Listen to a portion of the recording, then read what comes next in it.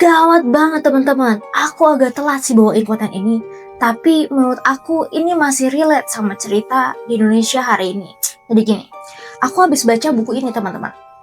Petaka Akhir Zaman, karyanya Abu Fatiyah Al-Adnani. Nah, kalau misalnya teman-teman mau informasi lengkap tentang hadis-hadisnya dan penjelasannya, itu bisa ada di buku ini ya teman-teman. Buku ini aku cantumin di keranjang kuning ya teman-teman. Jangan lupa di check out. Dimana di sini diceritakan tentang tanda-tanda kiamat kecil dan kiamat besar. Dan tanda-tanda kiamat kecil yang poin ke-20 adalah yang pertama, hilangnya amanah. Kedua, naiknya kedudukan orang-orang rendahan. Dan yang ketiga, diserahkannya urusan kepada orang-orang yang bukan ahlinya. Dimana di dalam hadis riwayat Bukhari, Rasulullah SAW bersabda, jika amanah sudah disia-siakan, maka tunggulah hari kiamat. Kemudian seorang Arab Badui bertanya, ya Rasul, bagaimana cara menyanyiakan amanah tersebut? Kemudian Rasulullah menjawab, jika suatu perkara sudah diserahkan kepada orang yang bukan ahlinya, maka tunggulah hari kiamat. Kemudian di hadis lain juga diceritakan bahwa Rasulullah pernah mengatakan, Allah akan mencabut ilmu dengan cara